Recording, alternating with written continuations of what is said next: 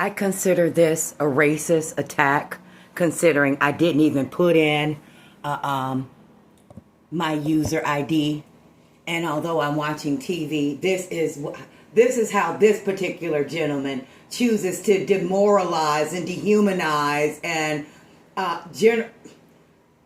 and strip away the rights of blacks. This is his justification for it. This is their justification for bigoted racism, saying, oh, blacks can't even bring up charges, meaning they can do any fucking thing they want to us. They can abuse us. They can hurt us. They can murder us. They can rob us. They can rape us. They can steal from us. And we have no legal recourse. That's his justification. Yeah. Okay. And there's an example.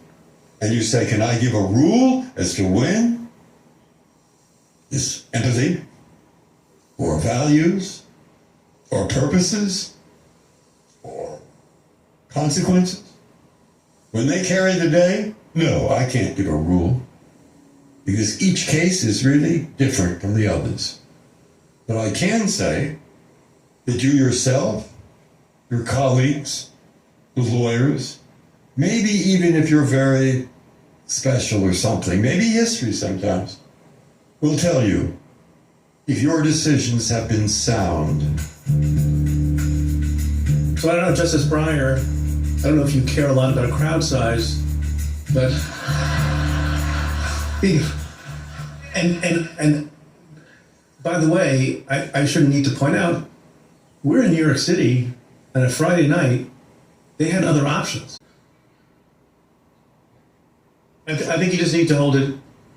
No, Judge, because he really gave this speech, the Cooper Union speech he gave after the Supreme Court had decided Dred Scott, probably the worst decision they ever made, that African Americans weren't citizens and really couldn't bring cases in court. The only justification I've ever heard for that decision is that Tawney, who the Chief Justice gave That's a lie. Opinion, that Tawney thought it would end a political fight because the country wanted to know, could you have slavery over here and territories and this territory and that, and he would make it clear that you could. What was his name? Dinwiddie, which is a well-known thing, which is true today shot. too. Judges are terrible politicians. He's a liar. Really, because Lincoln, when he read the dissent, which was I would like to have him investigated. This is a racist, cowardly liar.